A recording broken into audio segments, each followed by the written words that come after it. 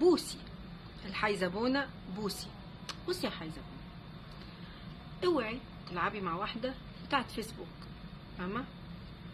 بحتة القص واللزق دي والكلام الفاضي ده، واسألي عليا زي ما قلت لكم، اسألي عليا يا حبيبتي، احنا ملوك الكلام ده. انا واحدة ما بحبش اعمل الحركات القذرة دي، بس اللي زيك بيجبر الناس ان هو ايه يعمل كده، ماشي؟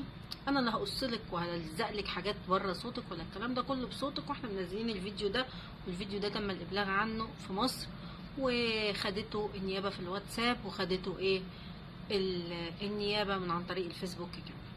فطبعا انتي ليكي فيديو بتهدري فيه دم الرئيس عبد الفتاح السيسي حفظه الله، هنزله لك هنا. انت طلعتي اتهمتيني ان انا قعدت عند كرومبو، وانا اساسا عمري ما قعدت عنده ولا الكلام ده ولا اعرفه اصلا، ده النهارده اول مره اشوفه في اللايف عندي. انا اسمع عنه بس.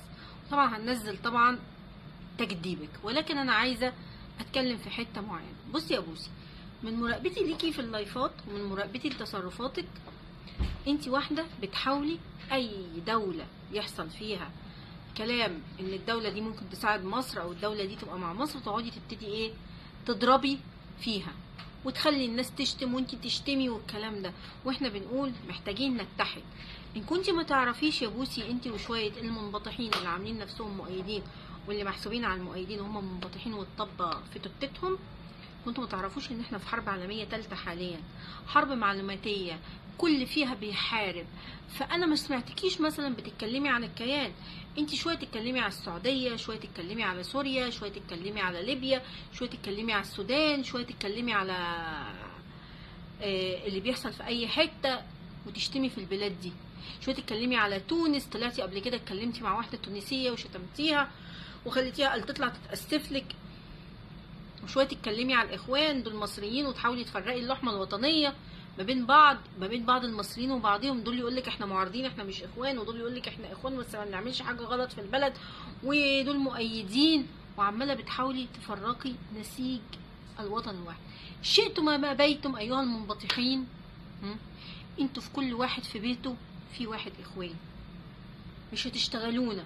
المصريين كلهم صحيوا في يوم من الايام لقوا عندهم اخوان في البيت. امال ال7 مليون اللي انتخبوا دول ولا ال10 مليون اللي انتخبوا جم منين؟ وهل هتقنعوني ان كلهم في السجن؟ لا طبعا.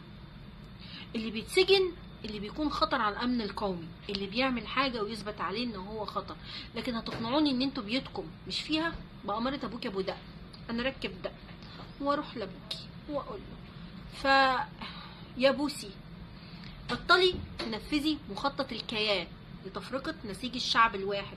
سوريا اتدمرت عشان شعبها اتفرق، فوقوا يا مصريين. انا طبعا ما بكلمش المؤيدين المنبطحين اللي اتطبى في تتتهم، انا بكلم المؤيدين المحترمين وبكلم المعارضين المحترمين. اما اللي بيشتم من الجبهتين ما عندوش حجة يدافع عن قضيته. صاحب المبدأ الثابت عمره ما هيشتم. السياسة مش بتاعت مشاعر، السياسة نفس طويل، السياسة فيها متغيرات، النهاردة كده بكرة كده، ولكن مفيش حد هيجي من المشرق يبقى في المغرب ابدا. مفيش حد كان بيحاول يهدر دم الرئيس فجأة هتلاقيه بيدافع عنه. ما بيتكلمش على الكيان يا صلاة العيد، لا حبيبتي كلمي على الكيان. وشفتك عند البقرة الضحوك، امبارح بديتوا تطلعوا الاخوان. شفتك عند البقرة الضحوك طلعت واحدة قالت انتمائها وقعدت تشتم في الجيش والشرطة ومش عارفة ايه، تشتم في كله، وقمت انت ما رديتيش عليها ولا دافعتي عن بلدك. ده اسمه تمرير، فاهمة؟ ما دافعتيش عن بلدك وتمرير. طلع واحد قال لك ايه اللي انتوا بتقولوه دوت؟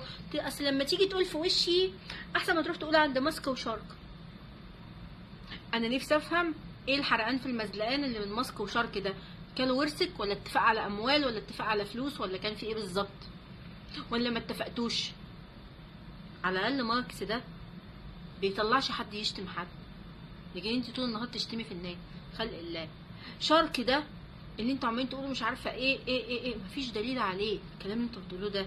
انا متاكده ان ده واحد كان بيتصنت على لايفات المصريين كلها وشاف لايفات المصريين فعجبه الوضع فقال لك اخش اعمل منظر. بما ان المعارضه بيتحط عليها سبوت اكتر من المؤيدين، راح من الناحيه دي وقعد يشتغلكم وهو بيقعد يضحك عليكم وعلى تفاهتكم، وانتوا اللي خليتوا اسمه يلمع. دي حقيقه وسطكم. كنتوا ما تطلعوش انت شركه، ما تطلعوش انت شايفه ايه، بيكهربوكوا، بيحطوا السلك المحمي في بيحطوا السلك المحمي في صرصور كده. يلا عشان وقت الفيديو، عشان احط لك ايه وانتي بتتكلمي على رئيس بلدك في نهايه الفيديو ده، وانتي بتتمني ان هو يموت، وانتي منزله صوره في اكاونتك مع حبل مشنقه لرئيس بلدك. يا شمال غوري.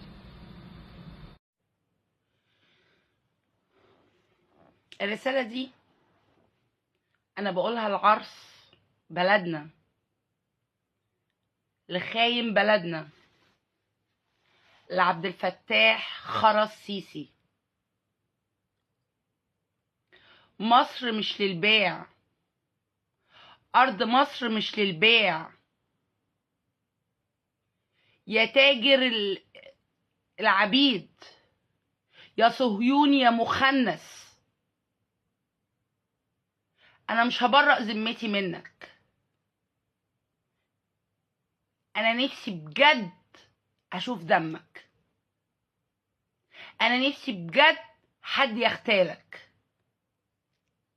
انت اوسخ خلق الله، انت احقر حيوان شفته في حياتي. انت بتبيع مصر ليه؟ انت بتبيع مصر لمين؟